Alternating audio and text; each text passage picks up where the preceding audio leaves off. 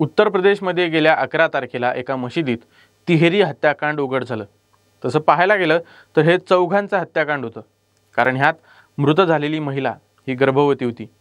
त्या महिलेला आणि तिच्या 2 चिमुकल्या मुलींना हातोड्याने ठेचत आणि चाकूने वार करत संपवलं गेले। आश्चर्याची गोष्ट म्हणजे हे हत्याकांड 2 अल्पवयीन मुलांनी केले। हे दोनही मुलं त्याच मशिदीत शिक्षण घेत होते, पण त्यांच्या मौलवींनी त्यांना कुराण का वाचत नाही म्हणून मारहाण केल्याच्या रागातून त्यांनी हे हत्याकांड केल्याचं उघड झालं। नेमका कसा होता या हत्येचा घटनाक्रम आणि हे अल्पवयीन आरोपी कसे पकडले गेले, हेच जाणून घेऊयात या व्हिडिओच्या माध्यमातून। नमस्कार, मी राम आणि तुम्ही पाहताय कार्यारंभ। उत्तर प्रदेशच्या बागपत जिल्ह्यातलं गंगनौली गाव। 10 ऑक्टोबरच्या दिवशी गावातल्या मशिदीत दररोजप्रमाणे मौलवी मुफ्ती इब्राहिम मुलांना कुराणच्या आयत वाचायला सांगत होते। सगळे मुलं कुराणचं पठण करत होते, पण जावेद आणि हमीद हे दोघं कुराण वाचत नव्हते। मौलवींनी अनेकदा सांगून पाहिलं, पण ते दोघं ऐकत नसल्यानं त्यांनी दोघांनाही छडीने मारहाण करायला सुरुवात केली। बरं, मौलवींनी मारण्याची आणि ह्या दोघांनी मार खाण्याची ही काही पहिलीच वेळ नव्हती। याआधीही हा प्रकार अनेकदा घडला होता, पण यावेळी मौलवींचं मारहाण करणं जावेद आणि हमीदला रुचलं नाही। त्या दोघांनाही मौलवींचा प्रचंड राग आला। त्या दोघांनीही मौलवींकडून बदला घ्यायचं ठरवलं। ते संधीच्या शोधातच होते आणि त्यांना त्याच रात्री संधी मिळाली सुद्धा।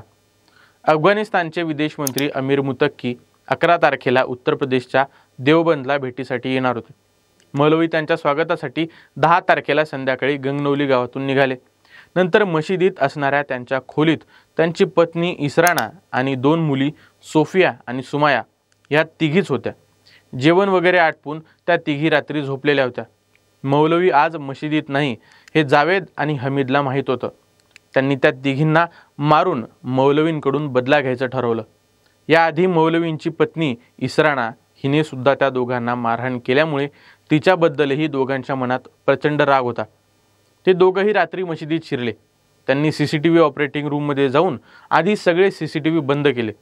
नंतर हळूच खोलीत शिरून त्यांनी प्रचंड रागाने भरलेल्या डोळ्यांनी खाटेवर झोपलेल्या इसरानाकडे पाहिलं आणि त्या दोघांनीही इसरानाच्या डोक्यात हातोड्याने वार करायला सुरुवात केली।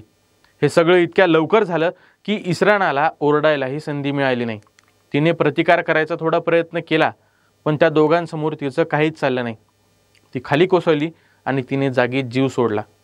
दुर्दैवाची गोष्ट म्हणजे इसराना त्यावेळी गर्भवती होती। या हल्ल्यात तिच्यासोबत तिच्या पोटातील बाळाचाही मृत्यू झालाय। पण तिला संपवल्यानंतर ते दोघं थांबले नाहीत, तर नंतर त्यांनी क्रूरतेचा कळस गाठला। खाटेवर झोपलेल्या मौलवींच्या 2 लहान मुलींकडे त्यांची नजर गेली। त्यांनी सोबत आणलेला चाकू बाहेर काढला आणि झोपेतच त्या 2 चिमुकल्यांना भोसकून संपवून टाकलं। हे सगळं केल्यानंतर दोघांनीही चाकू आणि हातोडा उचलून मशिदीतून पळ काढला। 11 तारखेची सकाळ उजाडली। पहाटेच्या नमाजासाठी नमाजी मशिदीच्या बाहेर येऊन दरवाजा वाजवू लागले, पण आतून काहीच आवाज येत नव्हता। लोकांना संशय आला आणि त्यांनी दार तोडलं। लोक आत जाऊन इकडे तिकडे पाहू लागले आणि त्यातल्या एकाची नजर मौलवींच्या खोलीकडे गेली। तो खोलीच्या दरवाजाजवळ जाताच त्याला इसराचा जमिनीवर पडलेला मृतदेह आढळला। त्यासोबतच खाटेवर 2 चिमुकल्या सोफिया आणि सुमाया या रक्तबंबाळ अवस्थेत दिसल्या। त्यांनी लगेच हा सगळा प्रकार दोघट पोलिसांना कळवला। पोलिसांनी तात्काळ घटनास्थळी दाखल होऊन तपास सुरू केला। फॉरेन्सिक टीमने घटनास्थळावरून बोटांचे ठसे, DNA नमुने घेतले।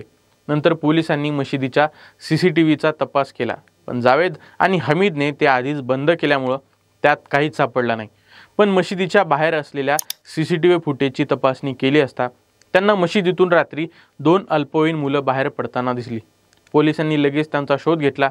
ते दोघंही पोलिसांना गावातच सापडले। पोलिसांनी हमीद आणि जावेदला ताब्यात घेऊन त्यांची चौकशी सुरू केली। सुरुवातीला दोघंही काहीच कबूल करत नव्हते, पण नंतर पोलिसांनी कडक पवित्रा घेतल्यानंतर दोघंही खरं खरं बोलू लागले। मौलवी आणि त्यांची पत्नी आम्हाला सारखं मारहाण करायचे, त्याच रागातून आम्ही हे खून केले असं त्यांनी कबूल केलं। त्यांनी सांगितलेल्या ठिकाणी हत्येत वापरलेला चाकू आणि हातोडाही मिळाला, ज्याने सगळी केस 6 तासातच सॉल्व्ह झाली। पण ह्या 6 तासात घटनास्थळी स्थानिकांनी मोठी गर्दी केली। मृत इसरानाच्या भावाने सांगितलं की ही 2 अल्पवयीन मुलं एवढं मोठं कृत्य करूच शकत नाहीत। पोलिसांनी त्यांना धमकावून त्यांना ते कबूल करायला लावलंय। ह्या आरोपांमुळे नागरिकांनी पोलिसांवर हल्ला केला। त्यांच्या गाडीची तोडफोडही केली आणि काही अधिकाऱ्यांचे कपडे सुद्धा ओढले गेले। पण पोलिसांनी मोठ्या संयमाने ह्या परिस्थितीवर नियंत्रण मिळवलं। सध्या दोन्ही आरोपी जुवेनाईल कस्टडीत असून त्यांच्यावर पुढील कारवाई सुरू आहे। दरम्यान ह्या प्रकरणात ह्या तीनही हत्या कुणी केल्या, त्या दोन अल्पवयीन मुलांनी की मौलवींच्या दुसऱ्या कुण्या शत्रूंनी? तुम्हाला काय वाटतं? कमेंट करून नक्की सांगा आणि कार्यारंभवर नवीन असाल तर चॅनलला सबस्क्राईब करायला विसरू नका। धन्यवाद।